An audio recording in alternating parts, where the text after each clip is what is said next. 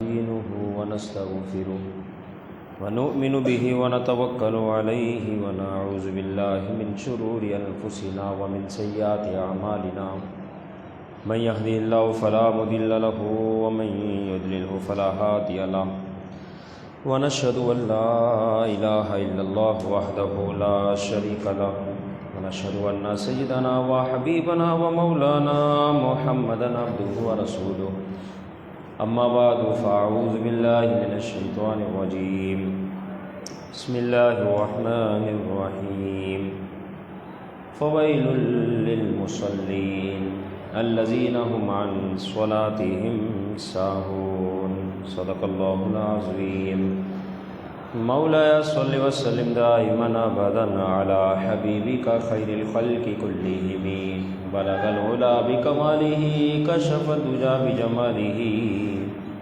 حسن جميع خصاله صلوا علیہ وآلہ۔ اللہ جل جلالہ کے حمد و ثنا سرکار فخر کائنات قائد المرسلین خاتم النبیین احمد مصطفیٰ جناب محمد مصطفیٰ صلی اللہ تعالیٰ علیہ وسلم کی بارگاہ میں درود و سلام کا نذرانہ پیش کرنے کے بعد اس رب کا کرم ہے، فضل ہے، اس کی دیوی توفیق سے الحمدللہ آج ہے مقدس دن جمعۃ المبارک دیکھنا ہمیں نصیب ہوا، اور بالخصوص اس دن کو ہمیں دین سیکھنے کے لیے یہاں پر جمع ہونا جو رب کی توفیق سے ہمیں نصیب ہوا۔ اللہ رب العزت ہم سب کو آج کے دن کی رحمت و برکت و عظمتوں سے مالا مال فرمائے، اور دین متین کو سیکھ کر اس کا عمل کر کے دوسروں تک پہنچانے کی توفیق عطا فرمائے۔ آج کا ہمارا موضوع نماز کی اہمیت اور چھوڑنے پر وبال، سخت وعید۔ یقیناً نماز اسلام کا اہم ترین رکن ہے، اہم ترین فریضہ ہے۔ اس قدر اس کی اہمیت ہے کہ ہر حال میں اس کو ادا کرنا ہے۔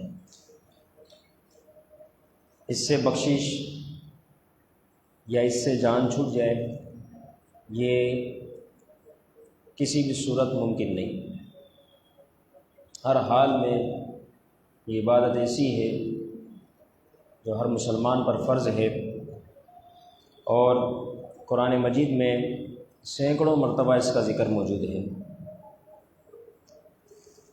اور جو نہ پڑھے اس کے لیے بے شمار وعید، عذابات خود قرآن مجید میں بھی ذکر ہے، اور پیارے محبوب علیہ السلام نے بھی اس بارے میں بیان فرمایا ہے کہ بے نمازی رب کی رحمت سے دور ہے، بے نمازی اللہ رب العزت کی طرف سے جو اہم کام بندوں کے سپرد ہے اس کو چھوڑے ہوئے ہیں۔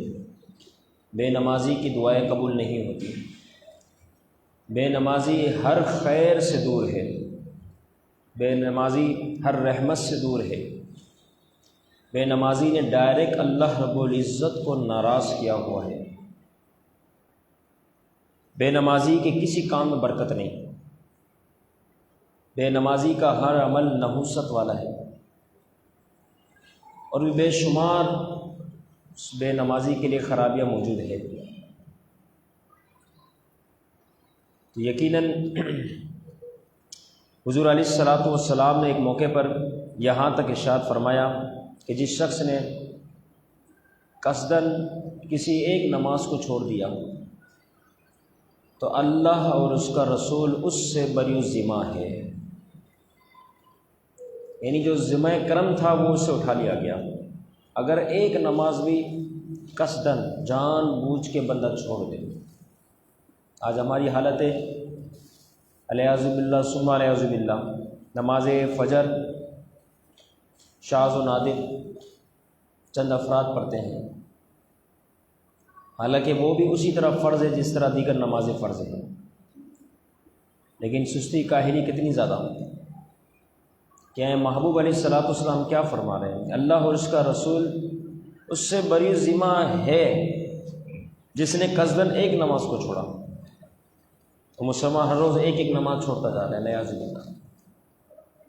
یقیناً اس کی کسی صورت معافی نہیں، قرآن مجید میں میرا رب ارشاد فرماتا ہے سورہ مریم 16واں پارہ، فخلف من بعدہم خلف اضاعوا الصلاۃ، فرمایا ان کے بعد کچھ ناخلف پیدا ہوئے، نالائق پیدا ہوئے، جنہوں نے اضاعوا الصلاۃ، نماز کو ضائع کیا، واتبعوا الشہوات، اور نفسانی خواہشات کے پیچھے چل پڑے، فسوف یلقون غیا، فرمایا ان قریب وہ غی سے ملیں گے۔ غی جہنم میں اس قدر شدت والی جگہ ہے، اس قدر خطرناک جگہ ہے، جیسے کہ ویل کے بارے میں آتا ہے، فرمایا جہاں جہنمیوں کے خون پیپ جس جگہ پر جمع ہوتے ہوں گے، فرمایا وہ جگہ ہے غی، جہنمیوں کے بھی خون پیپ جس جگہ جمع ہوتے ہیں، غی اس جگہ کا نام ہے۔ فرمایا فسوف یلقون غیا، فرمایا بے نمازی جیسے نمازوں کو جان بوجھ کے چھوڑا، فرمایا اس کو اس جگہ میں داخل کیا جائے گا۔ عام سادہ سی زندگی اگر دیکھیں نا تو اس میں بھی بندہ کنویں کے اندر کوئی اگر اتار دے، کسی کو گہرا کنواں ہو، اس میں اگر اتار دیا جائے، کتنا خوف، کتنی دیر زندہ رہے گا؟ تو یہ تو اللہ رب العزت کی طرف سے جو عذاب کا گڑھا ہے جہنم، اس عذاب کے گڑھے کے اندر جہنم کے اندر کا وہ سخت ترین منظر ہے، کس قدر خوفناک وہ جگہ ہوگی۔ یہاں تک آیا کہ جہنم کی جو وادیاں ہیں وہ بھی اس جگہ کی گرمی سے پناہ مانگتی ہے، اتنا شدت والا، اتنا سخت ہے۔ اور فرمایا اس میں ایک حب نامی کنواں بھی ہے، اسی کنویں کے اندر جہنم کے ایک اور کنواں ہے حب نامی۔ فرمایا جب جہنم کی آگ بجھنے کو آتی ہے تو رب تعالیٰ کی طرف سے حکم ہوتا ہے اور اس حب نامی کنویں کا دروازہ کھولا جاتا ہے، جس سے دوبارہ جہنم بھڑک اٹھتی ہے۔ تو خود اس حب جو کنواں ہے اس کی ہیبت کتنی خطرناک ہوگی، اس کی شدت کس قدر زیادہ ہوگی۔ فرمایا بے نمازی کا حال اتنا برا ہے کہ وہ اس جگہ میں ڈائریکٹ اتار دیا جائے گا۔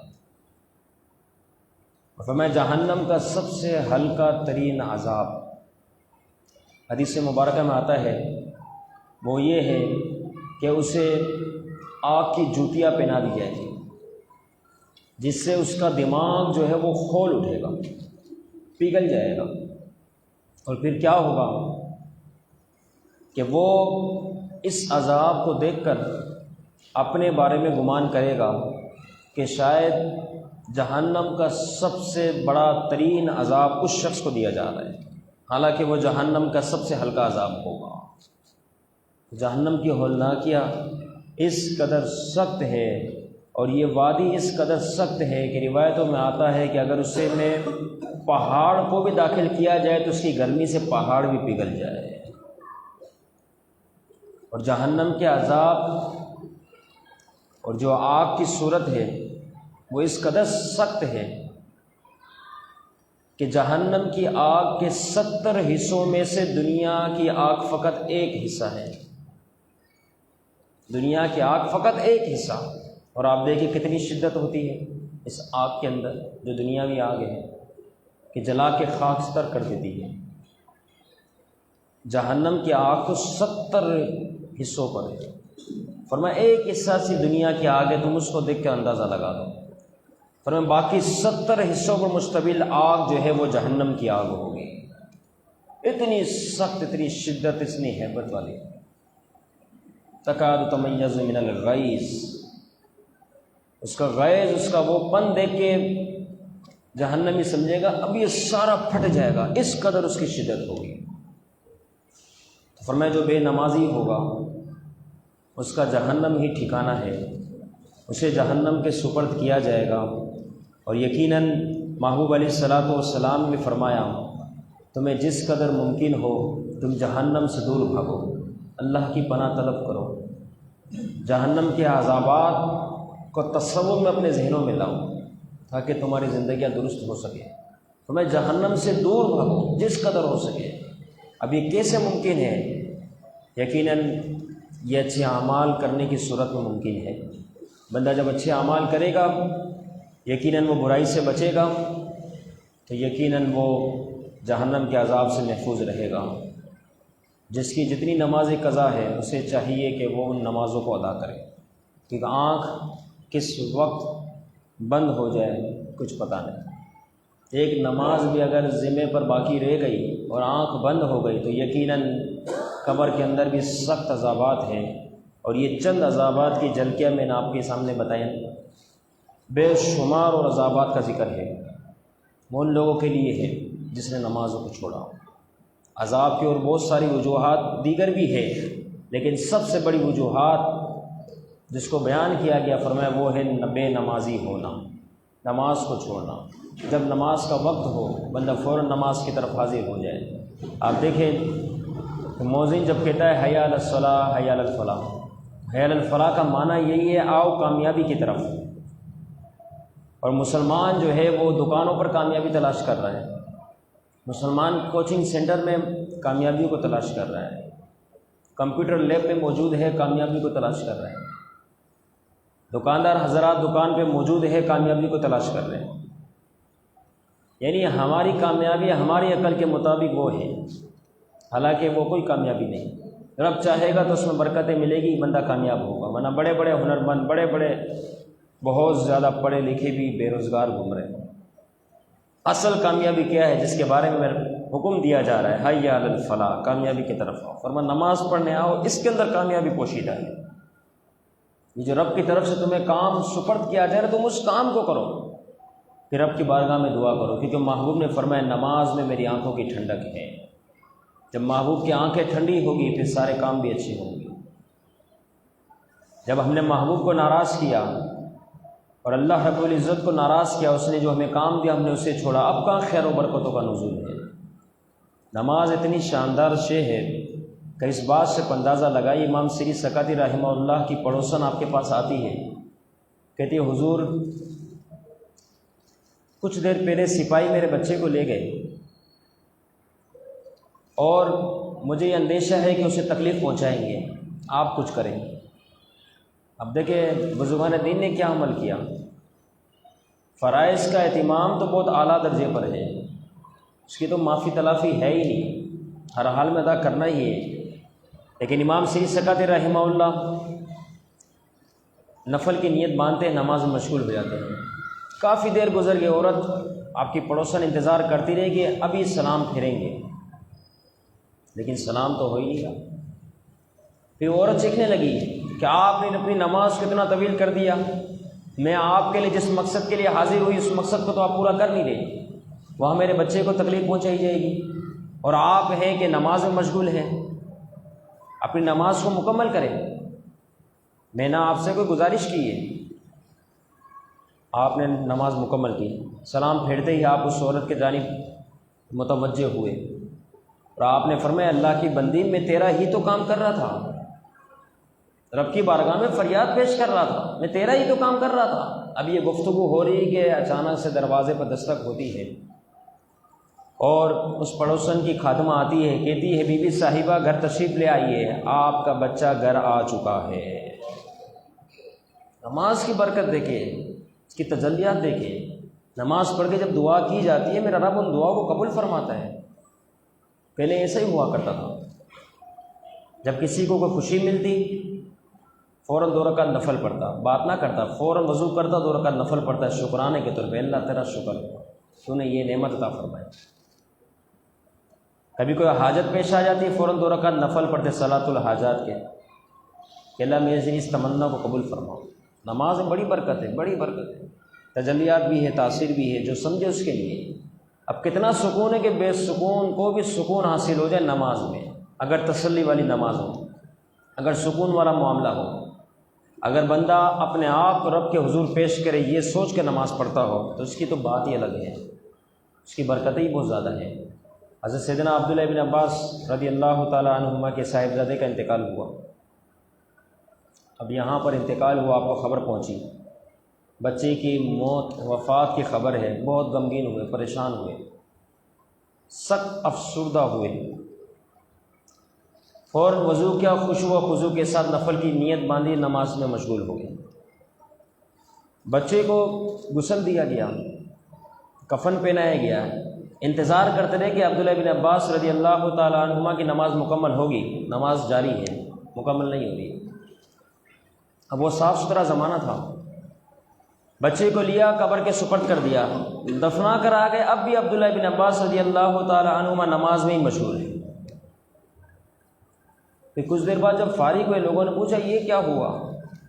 تدفین بھی ہو گئی، غسل کفن بھی ہو گیا، آپ جو ہے وہ نماز میں مشغول رہے، حالانکہ آپ کو تو خبر دے دی گئی تھی کہ آپ کا بچہ جو ہے وہ وفات پا گیا، لیکن آپ نماز میں مشغول رہے، یہاں تک کہ اس قدر نماز میں مشغول رہے کہ ہم دفنا کر آ گئے۔ آپ نے فرمایا کیا کرتا میں؟ جب بچے کی وفات کی بات میں نے سنی تو مجھے بہت صدمہ پہنچا، اس صدمے کو میں برداشت نہ کر سکا، تو میں نے سوچا اپنے رب کے حضور ہی پیش ہو جاتا ہوں۔ نماز میں مشغول ہوا، نماز کی برکت یہ بھی اللہ رب العزت نے اس صدمے کو مجھ سے دور کر دیا اور مجھے اس خبر سے بے خبر کر دیا۔ تو نماز کے اندر اتنا سکون ہے کہ بے سکونی بھی سکون میں بدل جایا کرتی ہے، لیکن شرط یہ ہے کہ بندہ نماز پڑھنے والا بھی ہو، تسلی و سکون سے اس نماز کو ادا کرنے والا ہو، تو یقیناً اس کی برکت نصیب ہوتی ہے۔ اور کس طرح دعائیں قبول ہوتی ہے۔ عقبہ بن نافع رحمہ اللہ فرماتے ہیں ہم جہاد پر موجود تھے، افریقہ کے کسی شہر میں تھے، لشکر اتنا بڑا ہے، پانی نہیں، یہاں وہاں بہت کوشش کی، پانی نہ ملا، آخر کار بے بس ہو گئے، پریشان ہو گئے۔ پھر میں نے سوچا رب کے حضور پیش ہوتا ہوں، دیکھیں کس کس موقع پر نمازیں پڑھی جا رہی ہے اور کیسی کیسی دعائیں قبول ہو رہی ہے۔ کسی بھی طریقے سے جو ہے وہ وقت پا کر میں نے اس جگہ پر جو ہے نماز کا اہتمام کیا، 2 رکعت نفل پڑھی، اس کے بعد دعائیں مانگنا شروع کی۔ ابھی دعا مانگ ہی رہا ہوں کہ گھوڑا اچانک سے آگے کی جانب بڑھتا ہے، اپنے پاؤں کو زمین پر مارتا ہے۔ میں نے دعا مکمل کی، جب اس جگہ پر پہنچتا ہوں دیکھتا ہوں تو گھوڑے نے اس جگہ پر گڑھا کر دیا ہے، سوراخ کر دیا ہے، کھڈا کر دیا ہے پورا۔ میں جب اس جگہ پر پہنچا تو میں دیکھا کہ اس گڑھے کے اندر ایک پتھر ہے، جیسے اس پتھر کو میں نے اٹھایا تو کیا دیکھتا ہوں کہ رب کے کرم اور فضل سے وہاں سے چشمہ ابل پڑا۔ 2 رکعت نفل، اس کے بعد دعا، اس کی تاثیر آپ دیکھیں، اس کی برکتیں آپ دیکھیں۔ آج لوگوں کو پکڑ پکڑ کے کہا جاتا ہے دعا کرنا، دعا کرنا، اچھی بات ہے، کہنا چاہیے، کیونکہ ہم اپنا وجود گندا سمجھتے ہیں اپنے نفس کے لیے، اپنے آپ کے لیے، ہماری زبان ہمارے لیے گندی ہے، لیکن دوسرے کی زبان تو ہمارے لیے پاک ہے، تو یہ عمل درست ہے۔ لیکن یہ ہے کہ کم از کم بندہ وہ کام بھی تو کرے جو احادیث مبارکہ سے ثابت ہے۔ ہم نماز کو چھوڑے ہوئے ہیں اور یہاں ہوا پیروں کے پاس تعویذات لینے کے لیے پہنچے ہوئے ہیں، اصل کام کو ہم نے بلا دیا اور ہم سمجھتے ہیں کہ ہمیں خیر و برکت نصیب ہو جائے گی، جو اصل فریضہ تھا۔ آج دیکھیں نا دنیا کا کیا ماحول ہے، کوئی بڑا اگر کسی کو کہتا ہے یہ کام کر، اگر وہ نہ کرے تو کیا اس سے راضی ہوگا؟ یقیناً وہ اس سے اپنے معاملات، اپنے وسائل کو دور کرے گا، کیونکہ اب اس سے ناراضگی ہے، رضامندی والا معاملہ دور ہوا، کیونکہ اس نے کہنا نہیں مانا۔ ہم رب کے احکام کو بھلائے بیٹھے ہیں۔ کل ایک سیٹ سے میری ملاقات ہوئی، آپ یقین جانیں کسی میٹنگ کی صورت میں وہاں میں موجود تھا، مسکراتے ہوئے وہ لفظ ادا کرتا ہے، مسکراتے ہوئے، بزنس مین مسکراتے ہوئے کہ یہ مینیجر ہے، یہ اس کا فلاں ڈپارٹمنٹ، اس کا فلاں، اس کا فلاں، اس کا فلاں، اس کا سب کے انٹروڈکشن پیش کیا جا رہا ہے، فلاں فلاں فلاں، صحیح ہے۔ بات اپنی باری ہے، میں ان سب کا باس ہوں، اچھا، اور وہ میٹنگ ہال جس طرح ہوتا ہے اس طریقے سے ایئر کنڈیشن وغیرہ، یہ سارا سسٹم جدید جو سہولتیں ہیں، وہاں پر وہ میٹنگ ہے۔ پھر اس کے بعد آخر میں کہتا ہے ہم تو کیا کریں، بس اتنی مصروفیت ہوتی ہے، ہم تو جمعہ نماز پڑھ لیتے بس، باقی ان کے لیے یہاں پر مسجد کا بھی اہتمام ہے، باورچی کا بھی ہے، کھانے کا بھی ہے، وہ میں جمعے کی نماز پڑھ لیتا ہوں، الیاذ باللہ ثم الیاذ باللہ۔ یہ ہے دنیا، اللہ نے خوب مال و متاع عطا کیا، بھر کے عطا کیا، بھر کے، لیکن حال کتنا برا اس شخص کا ہو گیا، کتنی بڑی بات کہہ دی، اور وہ بھی مسکراتے ہوئے کہ میں جو ہے نا جمعے کی بس جمعہ نماز پڑھ لیتا ہوں، الیاذ باللہ۔ جس طرح جمعے کی نماز فرض ہے، اسی طرح دیگر نمازیں بھی فرض ہے، جس طرح جمعۃ المبارک کی نماز فرض ہے بھی آئی نہیں، اسی طرح نماز فجر بھی فرض ہے۔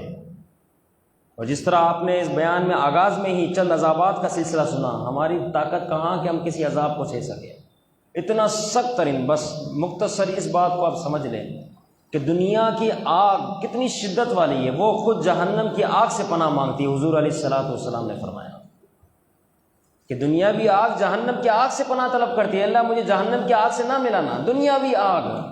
اور بشر اتنا طاقتور ہو گیا کہ کھلا رب کو چیلنج کرتا ہے، اس کے کھلے الفاظ میں احکام کو چھوڑتا ہے. یقیناً بے نمازی کی بڑی نحوستیں ہیں، ان میں سے ایک بات ذکر کر کے بیان کا سلسلہ ختم. اللہ کرے یہ بات دل میں اتر جائے. عیسیٰ علیہ الصلوۃ والسلام، یہ مقاصد السالکین کتاب کے اندر بھی موجود ہے. عیسیٰ علیہ الصلوۃ والسلام ایک جگہ سے آپ کا گزر ہوا، ایک پہاڑ ہے، اس طرف آپ دیکھتے ہیں کہ سامنے ایک شہر آباد ہے، اور وہ طرح طرح کی نعمتوں سے آباد ہے. مویشی بہترین، چشمے، پھل پھول، پورا شہر آباد ہے. آپ بڑے خوش ہوئے اور آپ ان کے بارے میں سوچنے لگے کہ خوب وہ اللہ رب العزت کا حکم مانتے ہوں گے. کتنی نعمتیں، رحمتیں، برکتیں ہی برکتیں. شہر والوں نے آپ کو دیکھ لیا کہ اب اللہ کے نبی ہے، آپ کی تعظیم کی، آپ کا احترام کیا، آپ سے پیار و محبت کا اظہار کیا. یہاں یہ سلسلہ مکمل ہوا. عیسیٰ علیہ الصلوۃ والسلام تشریف لے گئے. 3 سال کے بعد دوبارہ اسی بستی کی طرف آپ کا آنا ہوا. اب دیکھتے ہیں تو ماحول بدل گیا. اب نہ مویشی ہے، نہ چشمے ہیں، نہ پھل ہے، نہ پھول ہے، نہ انسان ہے، نہ چرند پرند، کوئی شے نہیں. ویران، سنسان، تباہ برباد. پریشان ہو گئے، یہ کیا ہوا؟ اتنی نعمتوں والا ان کا سلسلہ تھا، سب چھن گئی. آخر ہوا تو یہ کیا ہوا؟ رب تعالیٰ کی بارگاہ میں دعا کہ اللہ یہ کیا معاملہ ہے؟ یقیناً ان پہ کسی نے جادو کیا ہوگا، یقیناً کوئی دشمن آیا ہوگا جس نے انہیں ہلاک کیا ہوگا، یقیناً ان کے اوپر نظر بد کا معاملہ ہوگا، یا پھر انہوں نے تیرے احکام کو ادا نہ کیا جس کی وجہ سے تباہ برباد ہوئے. اے اللہ کیا معاملہ ہوا؟ جبریل امین علیہ الصلوۃ والسلام حاضر ہو گئے. اے اللہ کے نبی عیسیٰ علیہ الصلوۃ والسلام، نہ ان پر جادو ہوا، نہ دشمن نے انہیں ہلاک کیا، نہ انہوں نے اللہ رب العزت کے حکم کی نافرمانی کی. ایسا کوئی سلسلہ نہیں ہوا. عیسیٰ علیہ الصلوۃ والسلام پریشان ہوئے. پھر ہوا تو کیا ہوا؟ پھر یہ قوم نعمتوں والی تھی، رحمتوں والی تھی، سب چیزیں چھین گئی ان سے. کیا وجہ بن گئی ایسی کہ اللہ نے سب چیزیں چھین لی؟ جبریل امین علیہ السلام عرض کرنے لگے، اے اللہ کے نبی، در حقیقت ان کا معاملہ یہ تھا کہ یہ قوم تو خوشحال تھی، ایک بے نمازی، اب سوچے آپ سے، بے نمازی اس جگہ سے گزرا، ان کے چشمے سے اس نے منہ دھویا، اس کے چشمہ جو اس نے استعمال کیا، وہ منہ جو دھویا، وہ پانی اس کے چہرے پر لگا. اس پانی کی نحوست یہ ہوئی، چونکہ بے نمازی تھا، اس پانی کی نحوست یہ ہوئی کہ پانی جہاں جا گیا وہاں تک پانی، چشمے سارے خشک ہو گئے. مویشیوں نے پیا تو مویشیاں ہلاک ہو گئی، یہ ساری بستی ہلاک ہو گئی. جہاں جہاں تک اس پانی کی نحوست پہنچی، پھل پھول سارے ہلاک ہو گئے، سب مرجھا گئے، سب فصلیں تباہ ہو گئی. اس ایک بے نمازی کے نحوست کی وجہ سے یہ پوری قوم، پورا شہر ہلاک ہوا، تباہ برباد ہو گیا، بے نمازی کی نحوست کی وجہ سے. پھر جبریل امین علیہ السلام نے عرض کی، اے اللہ کے نبی، یہ تو اس کی نحوست دنیا میں ظاہر کر دی گئی، یہ عذاب دنیا کے لیے ہے. اور عرض کرنے لگے کہ اللہ رب العزت جہنم کو بے نمازیوں ہی سے پور کرے گا، جہنم کو بے نمازیوں ہی سے بھرا جائے گا. اب سوچے کتنا سخت معاملہ ہوگا کہ اس کی نحوست نے پورا شہر ہی ہلاک کر دیا. تو وہ جو نماز فجر چھوڑ کر بیٹھے ہیں، وہ جو دیگر نمازوں کو چھوڑ کر سکون سے وقت گزار رہے ہیں، وہ سکون میں نہ آئے. یقیناً آج ہی اس وقت ہی نیت کرے کہ انشاءاللہ آئندہ ہماری ساری نماز جماعت کے ساتھ ادا ہوگی. دیکھیے زندگی ہے نا. اب دیکھیں یہاں ہمارے بزرگ بیٹھتے تھے، ایک بزرگ یہاں بیٹھا کرتے تھے، اپنی قبروں میں موجود ہے.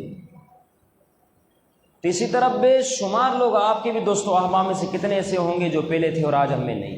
کوئی صدا زندگی کے لیے نہیں آیا، زندہ رہنے کے لیے کوئی صدا نہیں آیا. جانا ہے، کسی وقت بھی آنکھ بند ہو سکتی ہے. ہم نے اس کی کیا تیاری کی ہے؟ کم از کم نماز تو ہماری پوری ہو، جو اللہ رب العزت کی طرف سے ہم پر فرض ہے وہ تو پورا ہو. وہ چھوڑ کر ہم دنیا داری میں مشغول ہو گئے. قطعاً ایسا کام نہ کریں، اور جتنی نماز ثابتہ قضا ہوئی ہے اس کی نیت کریں کہ ان تمام نمازوں کو بھی ادا کرنا ہے. اللہ رب العزت ہم سب کو تمام نماز باجماعت ادا کرنے کی توفیق عطا فرمائے. جو واعظ و نصیحت ہو سنی، اللہ رب العزت اسے یاد رکھنے، عمل کرنے، دوسروں تک پہنچانے کی توفیق عطا فرمائے. وما علینا